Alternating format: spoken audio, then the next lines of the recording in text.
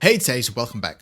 So we are all aware that DMRs are not very good weapons in Delta Force, and it's for a good reason. So before I leave the build on the screen and we discuss the details of SVD DMR, let's get into why DMRs as a weapons class are very outmatched in Delta Force. Leave a like and subscribe, and let's start. So the first thing, of course, is the damage multiplier. It's something odd about the damage multiplier for the sniper rifles in this game, specifically auto snipers, sorry, the DMRs.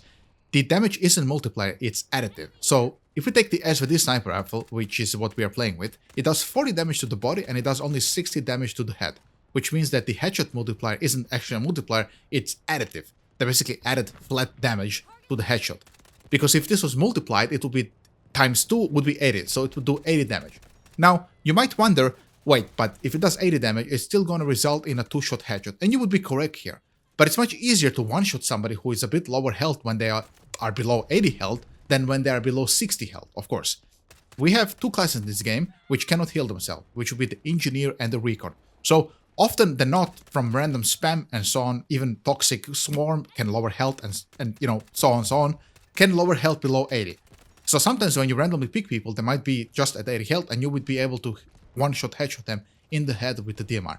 But that's not the case. And not often are you like at 60 health. You're generally like around 70 health, 80 health, or you're full health, or you're dead. Like, not often do you see people below 60 health. That was evident to me as I was leveling the Dragunov, which is now at max level. I basically fully leveled this gun without even using the XP coins. I actually played with this gun. And throughout that time leveling SVD 12 and testing it out, I have basically felt this one-shot headshot when people are below 60 health maybe 3 times, really.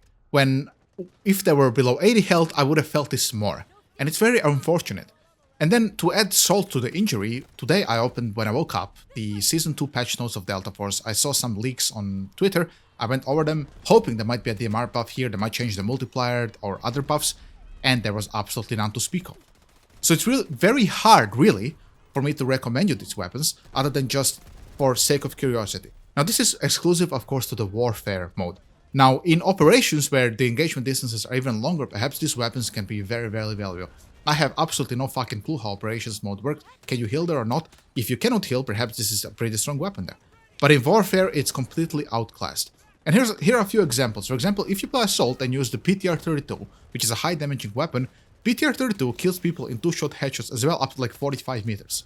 So, other than the increased range on the SVD where you can deliver that 2-shot headshot, it doesn't really have much to offer. I mean, we're talking about a full automatic weapon, which is much better than the SVD in terms of versatility where you can apply that.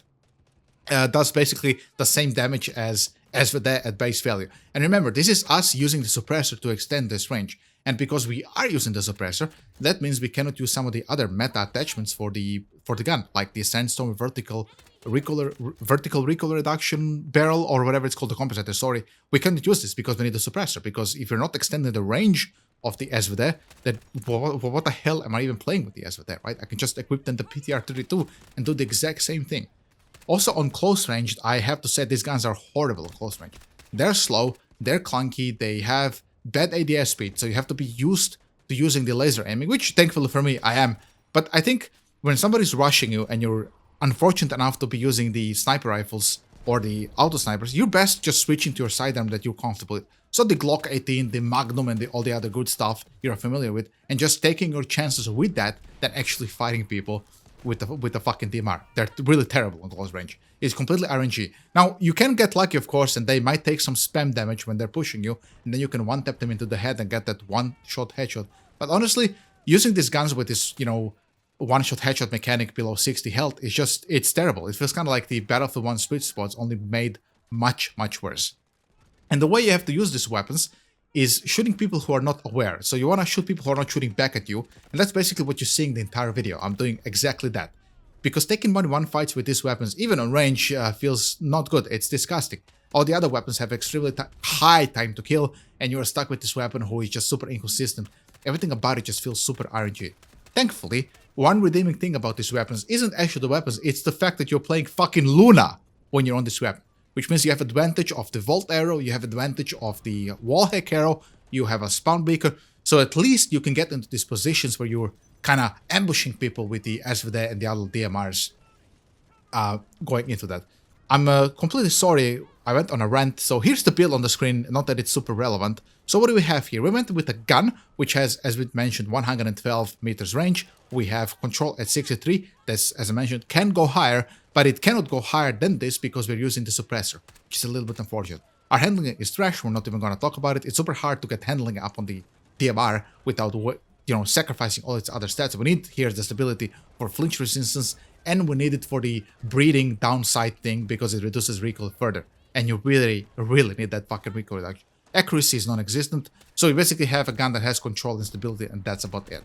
Now, if that hasn't convinced you not to use them, there's another thing we need to talk about, and that is how that most of them, other than the VSS, cannot go into automatic fire. So you have the M14, which the engineer uses, which is basically a DMR that goes into automatic fire, and we have the VSS, which you could also use, which goes into the automatic fire. In my opinion, that probably makes the VSS the top contender for the best DMR, because at least you can use it in automatic fire.